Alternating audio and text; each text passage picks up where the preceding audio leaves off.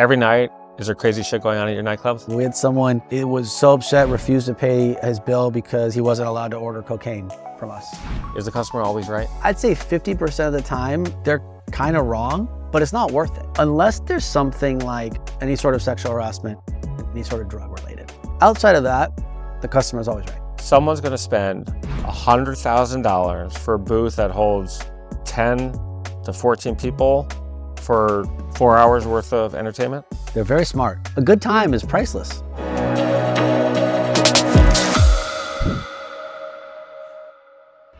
You're listening to part 2 of my incredible interview with John Terzian, one of my closest friends, the founder of the H.Wood Group, which owns legendary places like Bootsy Bellows, the nice guy Delilah, and they're building 6 more as we speak. One of the things that's made you successful, and one of the great things about you, Manny, and we'll talk about more, is the loyalty that you have toward people who have done nice things for you. So tell us about John Sofio and the deal that you did, and then the relationship that you've developed over time. Sofio is, he's our designer, builder, everything. And I met him, I think through Guy Starkman, to be honest, early on. He was really building homes.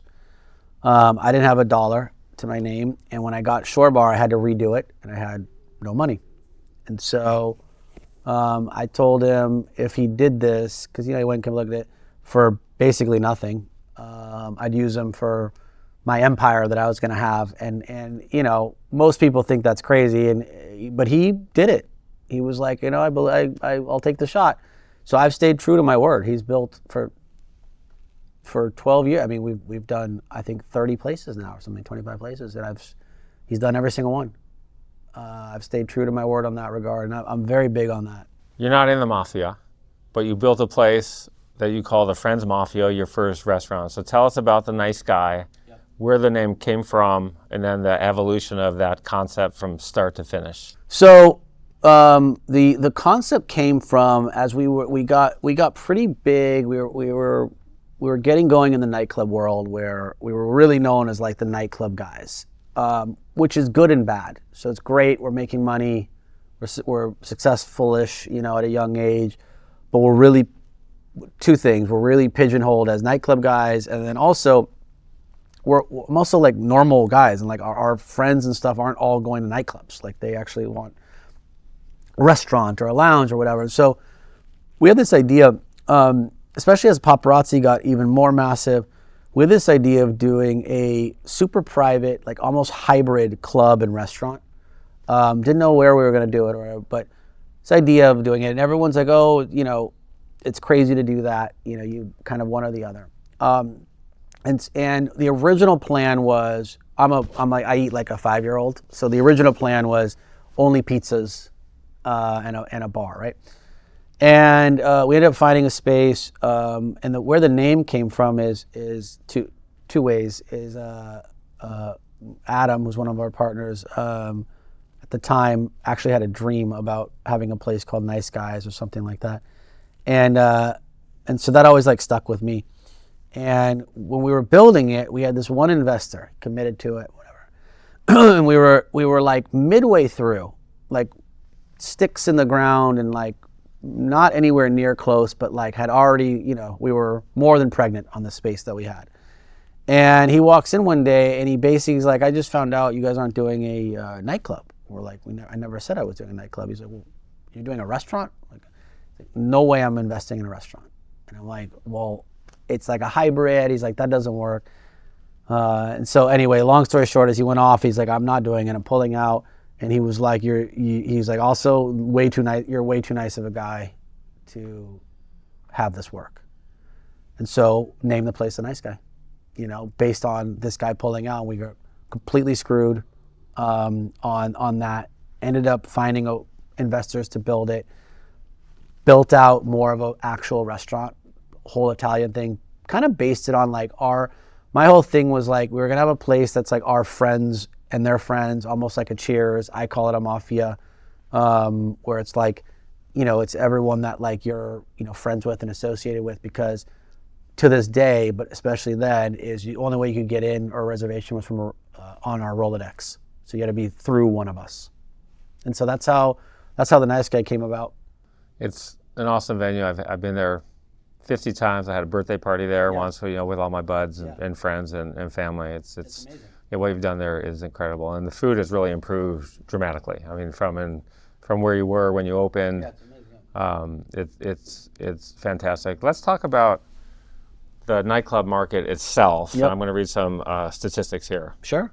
So there's 21,000 nightclubs in the United States. The U.S. bar nightclub market in 2023 in the U.S. $37.6 billion, and globally $468.2 billion.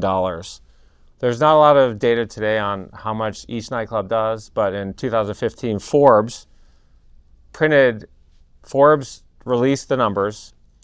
Access nightclub in Los Angeles, $103 to $105 million. Hakkasan in Las Vegas, $100 to $103 million. Marquee in Las Vegas, $80 to $85 million.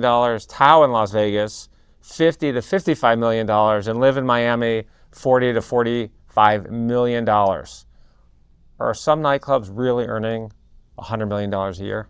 Yes. But that's Vegas. Las Vegas is an outlier overall. It's just, it's a place where everything comes together. So yeah, they are doing that. And it's a great market, and it's great for that. But hard pressed to do that anywhere outside of Las Vegas, even Miami. It's really one in the whole world.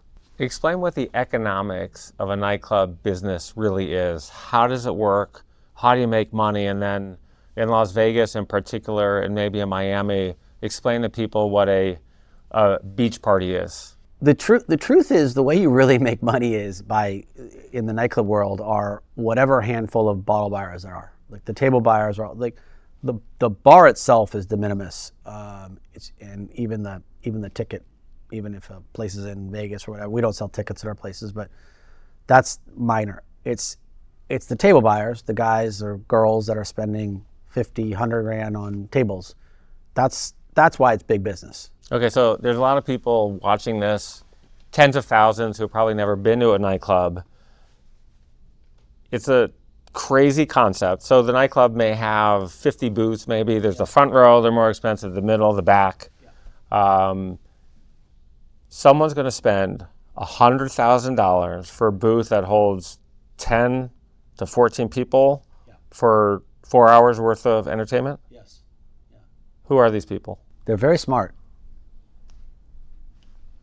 A good time is priceless. I'm clearly very for it. It's great. So It's just at the end of the day, it's just an experience. At the very end of the day, whatever it is, while it might be a lot of money, and everything is relative. So if you're into needing an experience, it's fun, and you want your own real estate, it's really a real estate game. Like you have your own table, you have your own servers.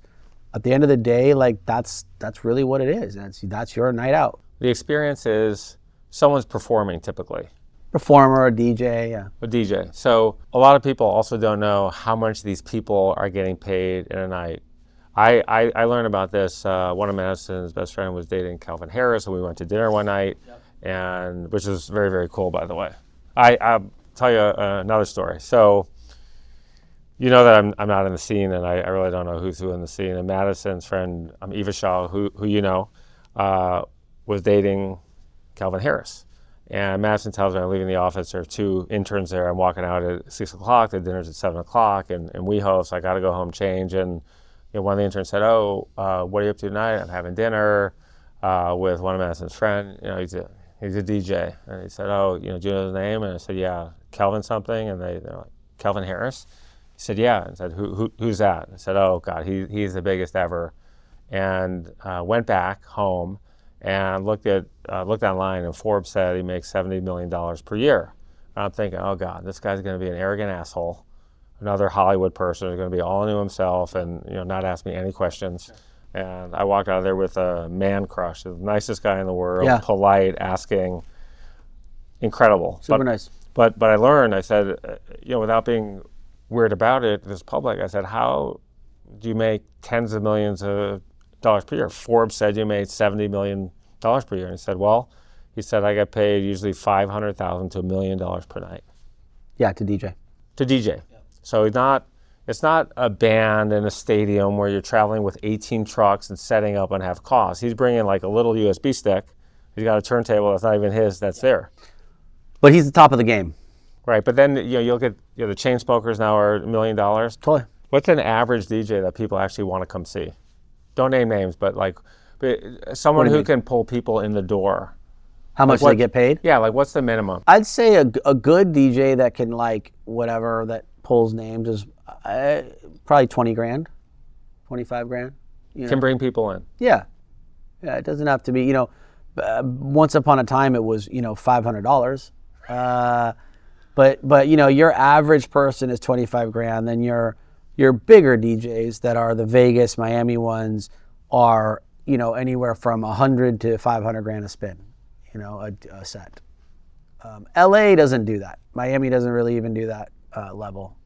It's really only in Vegas and overseas and private where you do that type of dollar amount. Nightclubs are only open 2 or 3 nights a week. And there's different nights that this nightclub is cool, that nightclub is cool. You generally don't compete for those nights. So who decides who gets what night and what nights are cool? It's a matter, it's like any business. You're living and breathing it. So you got to just kind of know the landscape and who's the promotions that are the right ones that know what to do and where people are gravitating to and, what the competitor is doing and what you should be like. It's definitely just living and breathing. There's not a science or a crystal ball to it. It's no different from any other business. You got to like live and breathe it. And that's why it's not easy. It's hard to know what it is, but if you're in it, you can kind of get a sense, And what's the cost to open a typical nightclub? It can vary, the way we build top of the line. So, ours are, 5 to 10 million, So in Vegas, they're 100 million. Someone spent $100 million to open a nightclub? Yeah. Who did that? I think it's multiple actually. So I won't name names, but most of them you're spending real money. Delilah is your restaurant, signature restaurant, which the first one was in LA. Yeah. Second one is in Vegas. $28 million build out? Yep. A little less, but yeah, 25. Huge. Yeah. Can some random schmo call and say, hey, I want a reservation at Delilah in Vegas? In theory, you should be able to, but it's a hard reservation, thank God. So we hopefully can get to everyone, but yeah, it's a long process of getting a booking. Glad we're friends. Nightclubs don't stay cool forever. So what's the average length of period of time nightclub is open, and how do you keep it cool? It's a tough question because I used to always say 3-4 years max are nightclub shelves. So you're spending $5 to $10 million on a nightclub. It's open 2 or 3 days a week, and it has that short of a shelf life? Yeah, I mean, we've had Poppy open for 8 years now, so I shouldn't say it's not. And Bootsy's was open 11 or 12 years. Las Vegas, whole different. Their places are open 20 years. Very different. Miami, a little bit the same way. As far as keeping it cool or hot, if you will, you have to be in the venue. You have to have the right team that's there, and you have to if the minute you're removed as an owner operator or the team that's with you, you're gonna lose that touch or that how to keep evolving. Because the key is to keep evolving and keeping on edge because music changes monthly. DJs change monthly. I mean, it's a whole thing. Are the investors in nightclub men who want to be cool and have sex with beautiful women? I love your questions.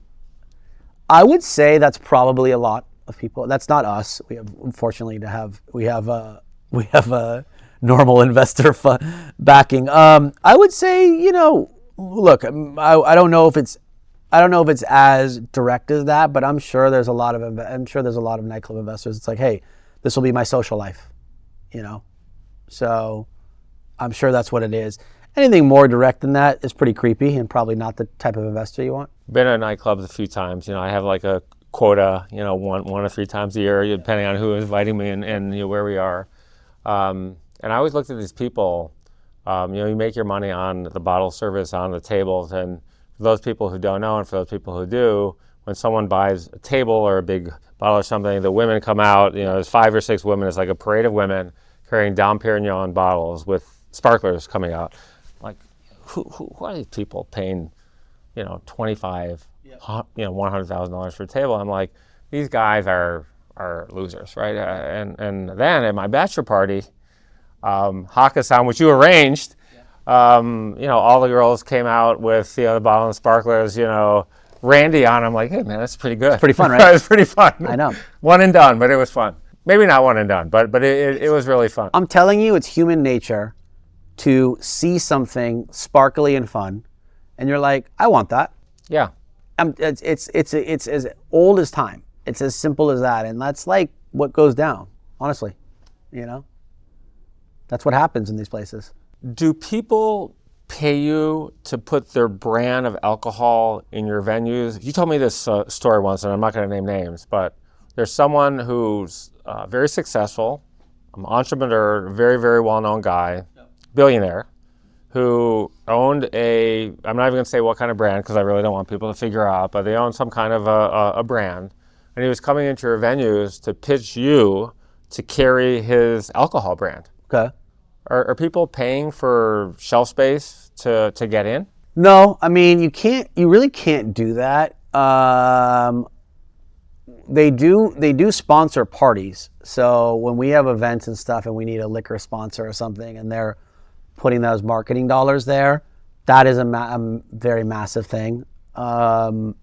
That's like a major aspect of it. But no, you don't, it'd be too, you can't do it that way on being paid to because the big companies then would have a monopoly. So who's the typical customer coming in and spending $25,000 to $100,000 on a table? It's funny. I have this. It varies like every few years. It's like whoever is up. Like right now, the crypto people. So thank God for crypto up. Few years or whatever it was, few years ago, it was the mortgage people. There's like a cycle of people always. Like who knows? There's that, and then there's inheritance, there's corporate, there's it just varies, and look, you're talking about the extreme 25 grand. The average table is like $2 grand, 2,500, something like that. So you get your nuts and bolts or your off of the average table, and then the hope is every night, but the hope is I don't know once a week or whatever you get someone big spending 50 grand, 100 grand type of thing. That's the name of the game. Petra Ecclestone is the daughter of the F1 founder, who famously bought the old Spelling Mansion for $100 million. Ex-husband James Stunt would come in when I spent $150,000 on Crystal Champagne. Oh yeah. He declared bankruptcy 2 months later, 2 years later. Sorry about that. Well, not really, because maybe you're sorry because he didn't come in again. Yeah, it's unfortunate. Then you've had Middle Eastern clients come in as well. There was some rose vintage Dom Perignon bottles that were $40,000 each. There was one in particular, I'm not going to name names again, but who bought 2 bottles. Tony LaPena, shout out to Tony, I love him. I think he had to drive to Las Vegas to go get these bottles. They're very, very hard to get, and then bring them back. You're catering to what's known as whales. Yep. How do you recruit them and how do you keep them happy? At the end of the day, I always say I'm not in the bar business or the food business, I'm in the people business. So our whole thing is catering to we're all in hospitality. So we do anything and everything for our clients, especially our whales, which are big spenders, that's legal. We don't do anything outside of that. But anything they can do to make their entertainment life like enjoyable and perfect. If they want a certain type of cigarette, they want a certain type of ashtray, a certain type of liquor, water, where they stay, like whatever, we are doing every aspect of it in that regard. And I think that's what really separates a good hospitality group. It's sort of like Vegas going after the gamblers. You all know who they are. So, but where do you, how do you compete with these people? They know you already, and how do you develop relationships with new ones? You built it. You have a track record. You build it over time. You get referred. A bunch of different ways. That's the only way to really, do it. Is you gotta do good work, and then have people say, "Hey, go with this person." How has OnlyFans essentially ruined or badly hurt the nightclub business? It's hurt it bad. It's very interesting. It's made it so easy for male and female, but obviously a lot of females, to just make a fortune doing, whatever online, not even nudity anymore. And so why that's changed a lot is a lot of that demo and age or whatever, that would be waitresses, waiters, hostesses, hosts, bottle girls. It's just completely changed the workforce in a lot of ways, just made a lot less options. But isn't it the flip side as well? Because back in the day, a lot of guys, and again, I'm a guy and I have friends, and a lot of my friends went to nightclubs. They go to nightclubs to meet beautiful women. Yeah. And today, you can DM beautiful women, and beautiful women don't have to be in the nightclubs, right? They're just, they're there. Yeah. So they're the human element of meeting beautiful women, which is the motivation for a lot of guys who do go to nightclubs, is not there. And there's fewer of those women who are going to nightclubs now because they don't really have to. It's true. Let's talk about another thing that's really hurt the business. Today's generation drinks less alcohol. It does. So let me just read some numbers here. In 2023, the boomers spent $25 billion on alcohol, Gen X $23.1 billion, millennials $23.4 billion, Gen Z $3.1 billion. How much has the younger generation affected your business not drinking as much? You see the effects. They're not drinking as much. It's definitely not a rite of passage to start drinking. It's definitely not the cool thing to do is to drink. So you see a massive drop off in that regard. But at the end of the day, I'm a big believer on there's always like pendulum swings and things, and it is what it is right now. That doesn't mean that, there isn't the still need for entertainment and going out. And I don't think that's ever going away, going out to meet people, socializing. AI and in our life, in our living lifetime, that's not going to be replaced. So that's the good thing. But there is a big difference on the drinking. You can see it. Is owning nightclubs a good career? It's tough to say. You got to love it. If I didn't own nightclubs, I wouldn't be here today with a full hospitality company. But that was my way of getting there. So yes, it can be a great business. It can also be a terrible business. You can lose everything on a nightclub. I think there's a general impression of most people about what it means to own one. Are nightclub owners rich? They can be. I mean, it just depends. Honestly, it's like if you're the winner, if you're if you're the one that's doing it, you're gonna do very well, And if you're mid-tier, you're not very rich. You're actually just like any other entrepreneur that's killing themselves, feeding the beast over and over. You go to a nightclub or you go to one of your restaurants. There's a long line to get in. There's a doorman. Parker was your doorman for a long time. Now he's the head of creative. We'll talk about what you've done for your employees on a long-term basis. Who's getting in? You mean how do people get in? Yeah. For the most part, it's through relationships. So it's all on who they know, what promoter or whatever, and that's literally the doorman. Like that's literally how it goes. So, but there are random people who get in line at a nightclub. They want to get in, and then someone like Parker's picking and choosing. You're four dudes. You are never getting in. It depends. It doesn't go like that. It goes more if you know the landscape of who people are and if they're out and about and if they're right. It's more about that, and more about because you gotta.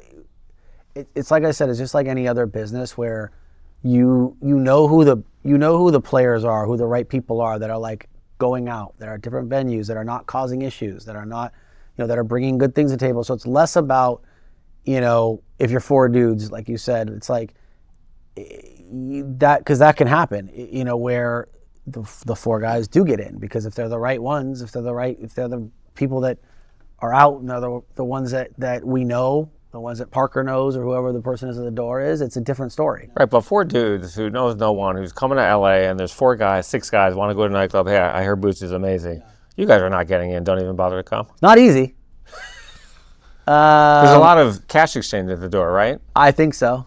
You know, I mean, we $100 don't. to get in and give the doorman $100. You know, I don't know how. I mean, hopefully that's not at ours like that. You know, but It happens sometimes. happens. Your club. I mean, I've seen it happens a lot. some change exchange here and there. Yeah, it happens a lot. It's part of that business. I think one of the things that you've done and so important in business is be loyal to your employees. If you're great to them, they'll be great to you. And one of the great things you've done is you've promoted people who've been with you for a long time. Parker was a doorman for I think 5 or 7 years. He's now head of creative. Seth Miller has been with you for 11 years. Shout out to Seth. You always take great care of me. I love you. Been with you 11 years, and he's started at one level, and now he's at a whole nother level. Yeah, he's in Miami at our Delilah Miami operation, and so I'm a big believer in people rising with us, you know, and I do think it really matters. We have so many people that have been with me since the beginning, you know, and the idea is that everyone kind of, you know, grows together and keeps growing. I mean, it's the best way if it can be done. A lot of crazy shit goes on at your nightclubs, and you're constantly putting out fires. I mean, I've been with you. We've been sitting at a club. We've been talking like, oh, shit, you know, got to go deal with this right now. Yep. Every night, is there crazy shit going on at your nightclubs? Give us 2 examples of something absolutely absurd that went on without naming any names. There's just always something. It's like, you know, there's, you know, someone in a fight in the bathroom. There's someone screaming at a waiter or waitress. There's, you know, we had someone, I don't know if you can say it on here, but we had someone was so upset, refused to pay his bill because he wasn't allowed to order cocaine from us. Didn't understand that. So it's like weird stuff where people are just absolutely out of their minds. Are people having sex in bathrooms? I think so. I don't know. It's funny, you know, you see people go in there, you know, there's a line and then there's a door and someone opens the door and someone kind of goes in and then, you know, 5 minutes later they come out. So yeah, it's like, you know, I don't know. You know, weird things are going on in bathrooms. I hope not. I hope not at ours, but you never know.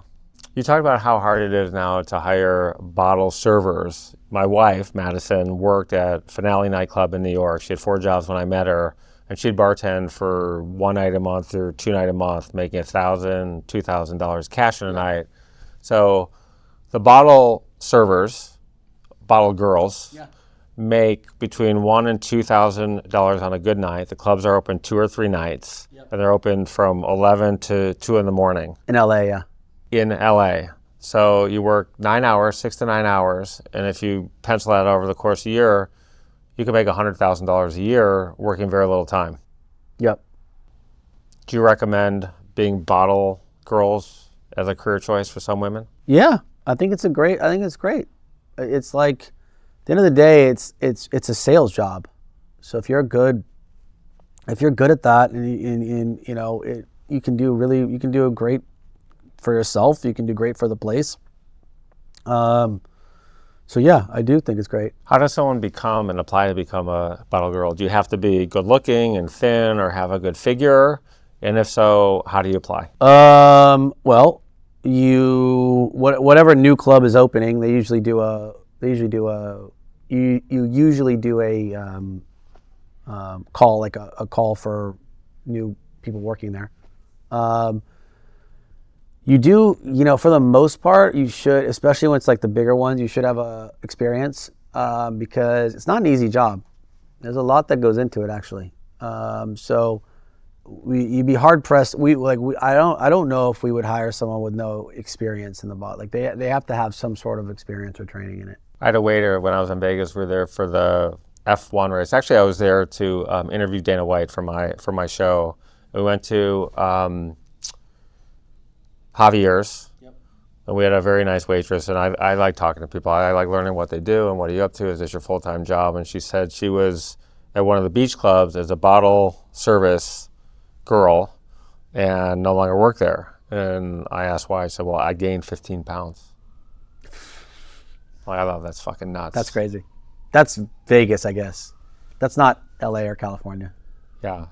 I don't think that's legal in California. I mean, who's gonna, you know? But Vegas, who's gonna sue? In California, I mean, well, Vegas? I'm just saying, like, you know, she's, yeah. I mean, I don't know. That's definitely not.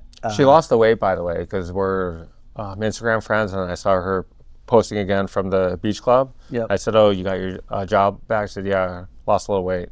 Is that insane? I mean, it's similar to the cheerleader world. Yeah. Cheerleaders have a thing, but that is definitely more. That's definitely a Vegas thing. That's not LA. Delilah, you opened in 2016. You said you built it for your friends.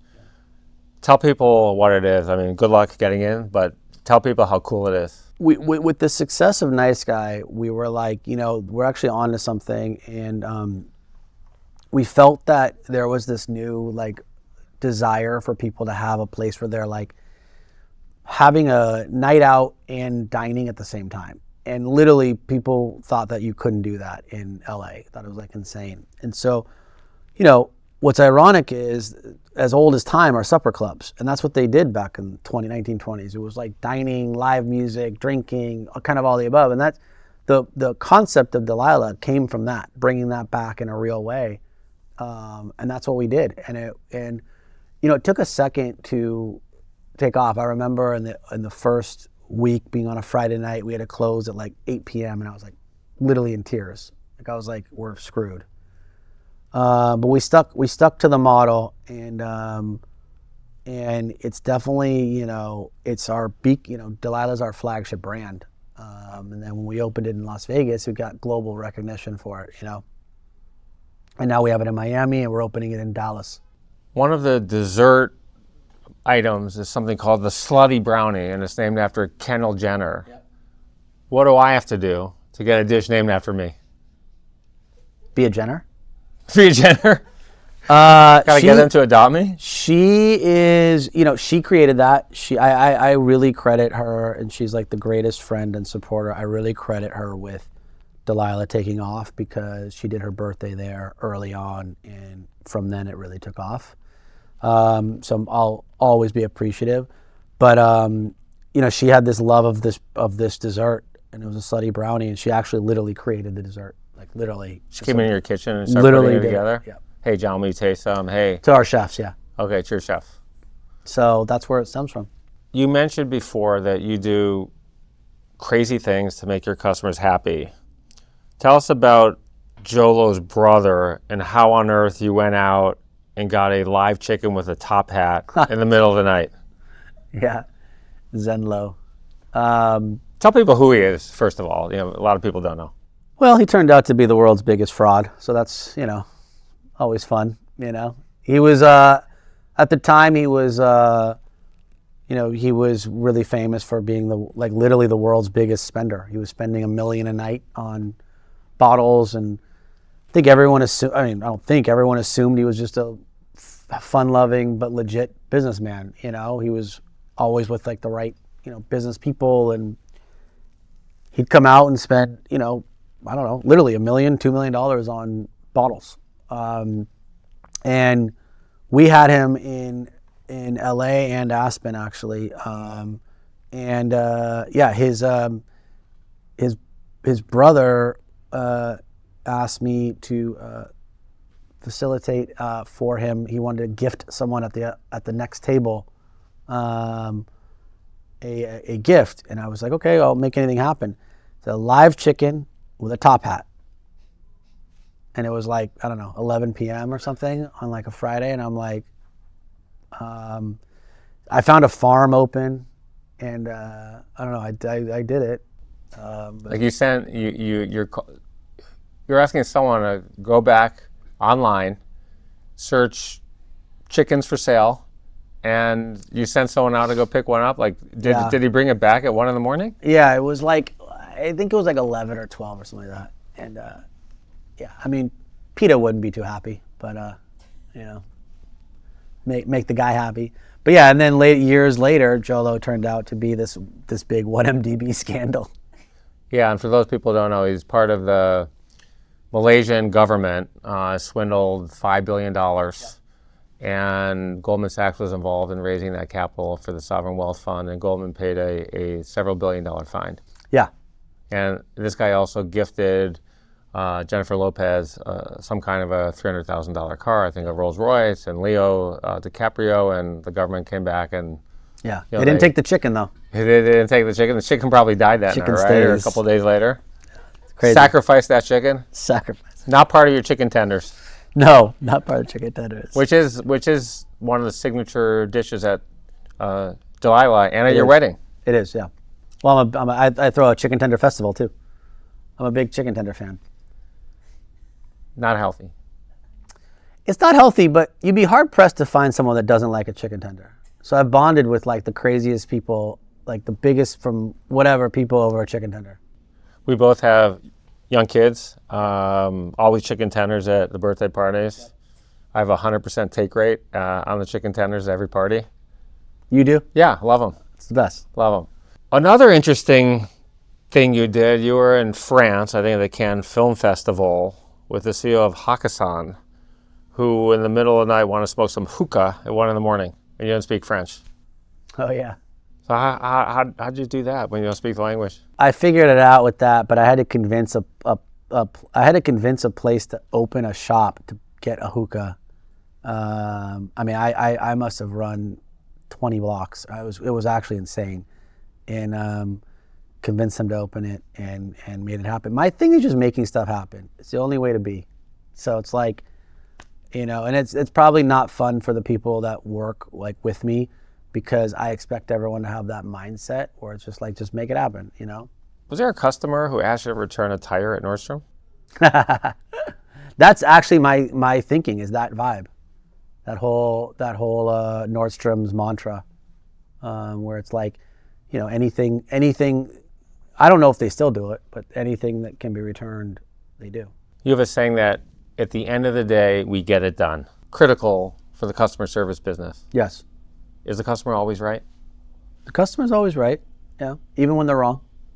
So give me an example when they're wrong, but they're right. It's almost every night.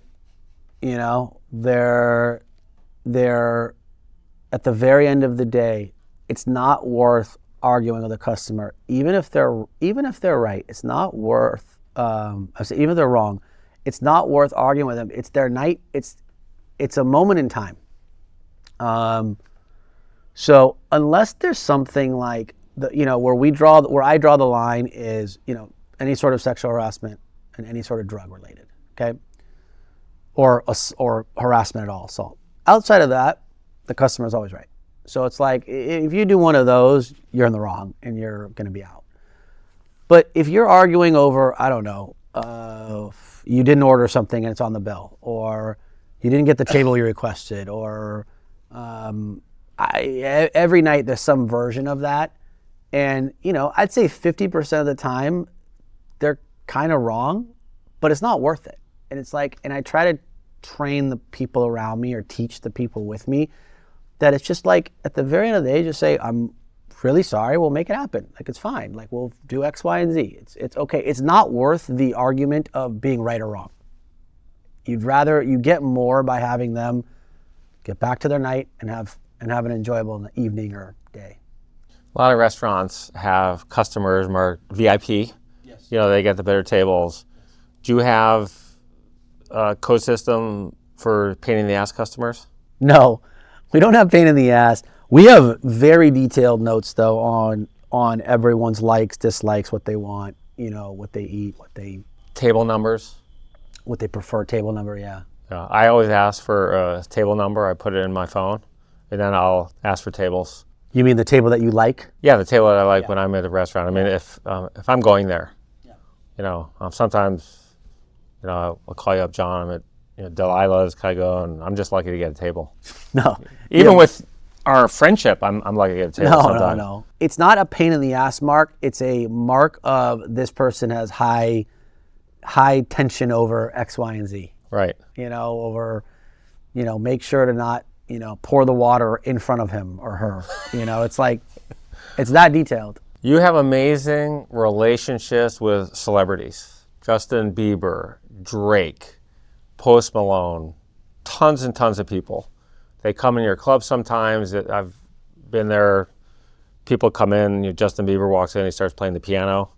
How did you develop these relationships with all these famous people? The ones that I'm friends with are genuine relationships. Just happen to be celebrities. Yeah, but I mean, if Post Malone was hanging out at the 2 tables away at the Nice Guy, and I love Post Malone, by the way, and I'm not going to really go up to him and say, "Hey, Post up." What's his real name again? Austin. Yeah, Austin. Hey, Austin, Randy. Hey, let's go have a beer at the bar together. It's hard to become friends with a celebrity. Yeah, but you're not in the like. I've been in the business, in the both music, entertainment, and hospitality business now for 20 years. So a lot of people I've been friends with since I've been friends with Post since he started basically his career almost, essentially. So we've just been friends this whole time, and it's very genuine. Like at the end of the day, I think the key with me is I don't have an angle. I'm not expecting things of them or people. It's actually the opposite. I actually want to have them protected and feeling that they have a place that they don't get exploited. No one really goes up to him. I mean, if Post Malone was sitting next to me at the bar grabbing a beer, I'd definitely say hello. But I'm not going up to his table either. Well, in my places, they don't. They do in other places. Yeah. You'll get kicked out right away, because the only way I can have anyone feel you want to be able to have a night out and not be harassed. Yeah. We were at Nobu one night. America's Got Talent is my favorite show. It's the American dream. Okay. I'll cry when I see these stories sometimes. And learning a lot today. Nobu has security. If you go there a lot, you know who they are. And by the way, good luck getting a reservation at Nobu. I mean, if you're really not on the list, you're not getting a table there. So, they have these guys. You've been there, and Simon Cowell walks in one night. And my daughters, who you also know well, said, Simon Cowell just walked in, and they know I love this show. And I do not go say hello. So he's passing by the table. I was already up out of my chair. I said, "Hey, Simon," I introduced myself, and you could see these 2 guys walking toward me. I say, "I'm a huge fan of the show. I think so-and-so is going to win." And I just met this songwriter who had written songs for all these people like Cole Swindell and all these interesting people. Blake Shelton, and I said, "Oh, I've got this guy." Oh, you pitched him. I had nothing to gain from this whatsoever. But you pitched him. No, I just said, by the way, if you call it a pitch, I was trying to help him. I was trying to help him. Yeah, you're trying to help him. And so I said, I think this guy is going to win. He did not win, but I said, this guy, and what I did say is, so we were at Gazer, and I'm sitting next to Joe Russo, one of the biggest directors of all time. I think the second biggest. Spielberg's first, and we're at dinner. And his friend is from Vegas, or from Nashville. I said, okay, whatever. He's written songs for these people. And I just had dinner with him like a week before. And so I'm home, and so I said to Simon Cowell, I said, "Oh, by the way, I just met this guy, and he also is a fan of this singer." And he had never met the singer before. He never listened to the show. But I said, "Oh, he's interested in writing songs for so-and-so," because I wanted to get to know Simon Cowell. And so Simon does not have a phone, and his fiance was there, and he said, "Oh, take Randy's number, and, let's see if we can make the intro or not." But I took my shot at Simon. How'd that go for you? I'm glad I did it, It's like, I love Simon Cowell. I want him on my show. I will get him on my show at some time. Great businessman, by the way, as well. Yeah. But yeah, I wouldn't do it at your club. Unless he's sitting next to me. You would be escorted out. So I do want to talk about Post Malone a little bit more. You get a lot of really cool things, and one of the cool things was you're in one of his songs. And the song is called Cooped Up, and I'm going to just read you the lyrics, okay? All right, and I'm not going to sing them. You're not going to rap it? I actually am not going to. I'll put a little bit of a beat there, but it's, "Yeah, I'm off the Bud Light, not the bourbon.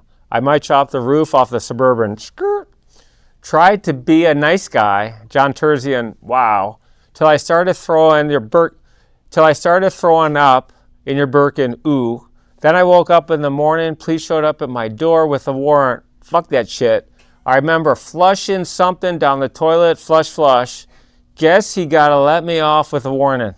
You should actually. That could be your whole show, is doing reading verses of like raps and rock songs. That's incredible. So Especially when you did skirt. skirt. So my question to you is, are you close enough? I mean, we're good friends. You've done some nice things for me. Are you close enough to Austin where you can ask him to put me in one of his future songs? I am, but I won't. You don't want to help. It's like that's on my bucket list. I'm sure it's on my bucket list. I'm sure it is. I'll make a donation to his favorite charity. I'll donate to his favorite charity. I will take that into consideration. Yeah, he's never heard that before, being paid to be in a song. A lot of people don't know this, but fiction writers, people will pay charity to be named as a character in fiction books. This is a very common thing. John Grisham, all the big authors. I didn't know that. Do stuff like that. Yeah. Wow. Yeah. I mean, I think it's a brilliant idea. They get paid. Let's say John Grisham is writing a new book, and John Grisham is some charity thing, and someone will pay. You could pay, John Terzian put me in the book. It's cool. And the money goes to charity. I like that. Yeah, I think it's great. You should auction off. It's like the chicken tenders is like named after a stadium. That's a stadium rights, but I think some of these other dishes. Mike Melvin has a dish, doesn't he? At Craig's. He has his dish at Craig's. Melvin honey chicken or something. Yeah, Mike's coming on the show. The best. Excited to have him. Great man. Elements of success. How important is brand building? What you've done with H.Wood as in your success? I think it's the number one, paramount. I think brand building is the key to kind of anything that we do. One of the things that I know has made you successful, and you're going to be a little bashful about this, is you're a great friend to your friends, and everybody will say that about you. I meet people all the time. Your name comes up on a regular basis. Oh, nice guy. Terz is the best. You're one of these guys that no one says a negative word about ever. I appreciate that. Rarity. Appreciate that. Your friendships and your relationships, how important have those been to your success? I think they've been everything for me. I would not be sitting here doing any of this without the friends and family that I have along the way. They're like a full network of just, I don't know, it's weird. It's like you feel like you have this, I have a full support team of like people that are so reliable. And so I go overboard for any friend of mine on purpose, where I want them to make sure that they have that same from me, I'm going to share my bachelor party for you, one of the highlights of my life. Madison and I both had it in Vegas. She said I crashed the bachelor party. Boys did something one night, the girls did something the next night. We went to the Hakkasan the next night. Calvin Harris is playing. We're in the DJ booth. I'd never been in the DJ booth. Loved it. One of the highlights of my life. As silly as that sound. And I remember saying to one of my friends, Josh, then all the champagne came out, Randy. And, we're looking, we're drinking, we've had a lot to drink. And I said to Josh, he said to me, yeah, we got to do this again. And I looked at him like, dude, we're never coming back here again. It's like tough. Although it did happen again, but that's another story for another lifetime. On the flip side of this, can you be an asshole and run a successful nightclub? Yeah, I think there's plenty of assholes that run places, I think you can be successful. I think it'd be hard to have some longevity. One of the things you're great at as well, in terms of relationships, you text 5 people every morning, random people. Hey, how you doing? Checking in. Anything I can help with? Yeah. Huge. Yeah. It's great. Yeah. When I was a law clerk, I worked at this big firm in Detroit, most successful firm. I was there for the summer, and they the partners could take you out one-on-one for lunch. You would ask all the partners. And there's a guy named Dick Burstein, who was the biggest rainmaker in the firm. And to the point where he wasn't really practicing law. He was, but he wasn't. Senior partner, he doesn't do the work. The junior people do the work, but he's not working all day. And I said, Dick, what's the secret? And he said to me, I'll text 3 clients every single day. How are you doing? Is there something I can help with? And he had, back then, $8-10 million book of business. This was 30 years ago. That was massive, biggest rainmaker in the entire firm. I had never heard that story, but it's a good one. It's that extra personal touch that I think most people like overlook, you know. And to me, I genuinely mean it and enjoy it, you know. You often don't tell people that you're coming to your clubs or your venues, and one of the things that you've said has made you successful as well was just listening and watching. Yeah. Talk to us about that. I kind of view myself as like an ultimate observer. So I like to see what people are gravitating to or talking about or liking or disliking. And, you know, it's sometimes hard to get to hear what people dislike. But I think it's really good. And so I try to be as stealth as possible. A lot of the nights, other nights I'm just there and I just like to like observe and watch. But it's a good way to know what's like working, not working, new places. Like it's a whole thing. One of the main ingredients that's made me successful is something called extreme preparation. I'm writing a book on extreme preparation. That means when someone prepares for a podcast, 1 hour, I prepare on average 14 hours. How important has extreme preparation been to your success? And can you give some examples? I don't think I'm on your level of extreme preparation. Well, just give some examples of where you've really prepared, where you think more than anybody overboard that's contributed to a very like positive outcome. When I am up for something that we want for business wise, so a new space in a hotel or a new investor group or whatever, I do an obscene amount of kind of background deep dive on who they are, their family, what they like, dislike, kind of all that, and really try to use that in a positive way. I mean, on what I'm gearing towards, so that I go in there with like kind of a leg up, and I think that's been a major reason on why I've gotten some certain venues of ours or some deals. Most recent, was an investor group. I prepped for, I don't know, a week or two on just every aspect of it. And when I went in that door, it's funny, when you go in the door, it's like, it's all that preparation. It comes a lot easier when you're in there, so it does matter. It makes a big difference. Work ethic is huge. SAE house at USC. Yeah. Rumor was you didn't even have sheets on your bed. It was just a pillow because you were out all the time. This crazy work ethic that you never sleep. Yeah, that's true actually. I did not have sheets on my bed for like 2 years. You'd come home late and you just kind of crash out? Crash, yeah. Yeah, I sleep maybe 4 or 5 hours a night at most. It's like it's always been that way. It's like a gene or something, I don't know. Or I'm gonna hibernate for 3 years one day. You start your day typically at 7:30. 6:30. Start your day at 6:30. You're in the office all day. Come home for dinner, a few hours rest, and then you're out 2 or 3 venues a night, often coming back from 2 to 2:30 in the morning. It's brutal on the body.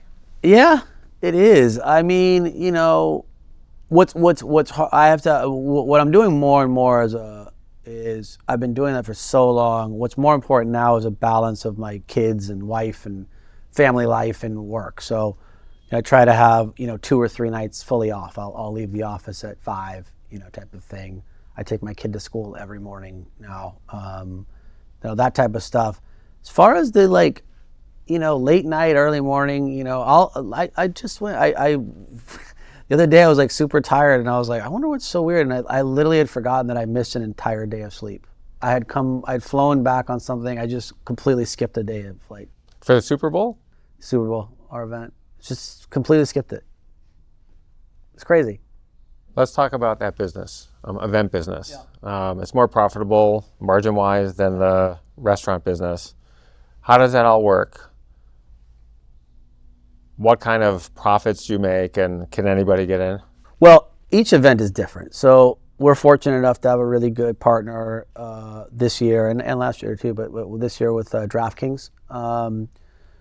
They're amazing with us. And so the whole thing was just have a great event, So this was all invite.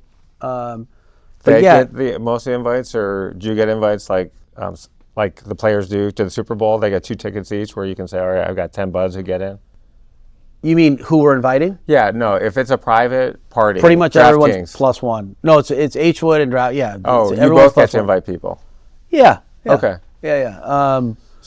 But so I can come next year if I'm going to the Super Bowl and you guys are doing the party. You're good. Yeah. Okay. But in most years, we get a sponsor. We sell tables. It can be really amazing. Next year's in San Francisco. Year after is in LA. So those will probably be big ones, where we sell tables and have sponsors and the whole thing.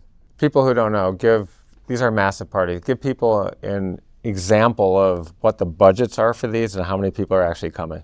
I mean, it varies. We did a Super Bowl party that I think was $10 million or something. $10 million budget. Yeah. The sponsors spent $10 million. What do they get out of it? Well, what you get out of it is, besides press, is the whole idea is experiential. So they're entertaining their whatever corporate clients or whatever it might be. They might be launching a product. It just all varies in that regard. But on average, I'd say the events that we do that are like big offsite, because we try to have we do Coachella, Monaco, Cannes Film Festival, Super Bowl, NBA All-Star this weekend we're doing in San Francisco. I'd say on the most part, it's anywhere from $500,000 to $1 million, type of budget. Then you have your own parties too. You throw this white party on July 4th. Yep. People can pay to go to that one in advance? No. No. We do sell a handful of tables, but everything else is all invite. I saw your VIP host, John Hines, made some funny post on Instagram right before the white party. Stop DMing or texting me about the white party. The answer is no. Yeah, that became a big one. You started a film and TV business as well. Yep. You did a great documentary in 2022 called Call Me Magic. You have some movies and things in development with Kid Cudi and Post Malone. Pardon me? Kid Cudi. Tell us about what you're doing there. Well, I started H.Wood Media about 4 or 5 years ago, and the idea was that I'm the type of person, and I am to this day, that if I introduce two people or I do whatever, I don't expect anything. I want everyone to go on and do their thing. And I was doing that so much with friends of mine that were talent, that were whatever. I was, putting so many deals together. They're like, you should be, we actually want you in business with us. And so what I did was created H.Wood Media with, Brian and I created H.Wood Media as like the non-hospitality arm. So we manage our kid Zach Bia in it, DJ. His career is blown up. Blown up, massive. But the idea was like music, TV, film, all the above. But what it's really morphed into, besides managing Zach, is the film and documentaries and TV, because we love it. I mean, it's a very similar skill set to what we do with building places, being a producer side. So, we have access to capital. We have great talent relations. I think we have good taste. And we kind of get stuff done. And so that's the true essence of a producer. And so we started with They Call Me Magic, which was Magic Johnson's documentary. And we're in the middle of of a few other documentaries now, Basquiat documentary, and then we have a handful of feature films that are on the slate that are going. So to me, it's amazing. I really love that world. There's a ton of synergy with what we're doing. And we had our first indie film just got into South by Southwest, so it's going to go on March 12th there. What's it called? Idiotica. What's it about? It's about a young girl and her family, and she grows up, it's a comedy, and grows up in the Russian district of West Hollywood. That like little Russian pocket. She aspires to be like a fashionista, and it's a really fun little comedy, and it's cool. So Magic knows everyone in town, knows every studio head. How on earth did you get Magic to allow you to make a documentary on him when you never produced any TV or movie in your lifetime? That's a good one too. It's kind of like everything I've done in life. I stay true to things. The way I approached it with Magic. So Magic called me, or his team did, about opening sports bars, and I kind of a long-winded way. I kind of was like, without let's put that to the side for a second. I have this idea because I'm launching this media, and this is before the documentary craze. This is before Jordan, everything. It was right before. And I said, look, I'm an outsider. I'm an entrepreneur, and what I want to do is make your life story, and I'll bring in the best of the best, finance it all, do it all. I didn't know how I was going to do that, by the way, but I did. And he liked what I had to say. He liked the fact that I was not in the film world. He liked the fact that I was like a little bit of an outsider and hungry to do a great project and to pay for it, bringing all the right stuff. And so we did, and he agreed to it. And I stayed true to my word. We got great people involved, and it ended up being a massive thing. We sold it to Apple. A great project. So a lot of people don't know how that works either. So people think, oh, you're making a documentary and it's like a nonprofit thing. It's just like you're making the movie. How do the economics of a documentary work? I mean, it's the same thing as anything. It all varies. It's just however much you make for it, what you can sell it for, So, for the most part, documentaries are low. This was a massive one. Magic, thanks to Magic's name and who he is, and the product that they made was great. It was a great sale. But for the most part, yeah, documentaries are, a little bit more. What's nice about documentaries is they're faster to make, so that's pretty great. Yeah. Magic came to our charity event called the Imagine Ball for Imagine LA. We started this thing going on 10 years ago now. Yep. I started an event called the Justice Ball, and yes, I mess up when, we're getting up there. Welcome to the Imagine Ball, and it's a Justice Ball. That was a very funny moment, by the way, where, you looked at me. Wild moment. You looked at me. I said, welcome to whatever, the Justice Ball, and you look at me. I mean, that was actually crazy. Yeah, I know. Still have it on film, by the way. Oops. You're nervous up there, whatever. So we started this event. The House of Blues was our first, I think, 2 events. I had started the Justice Ball for a nonprofit law firm, Betsedic Legal Service. It ran for a long time, raised millions of dollars, and then I wanted to do something new. Yep. And I said, you know what, John would be a great partner in this. Let's create this thing together. And I think we talked about various things. We wanted an organization that didn't have a big fundraiser, that we would be kind of the main action. Yeah. No rubber chicken dinner.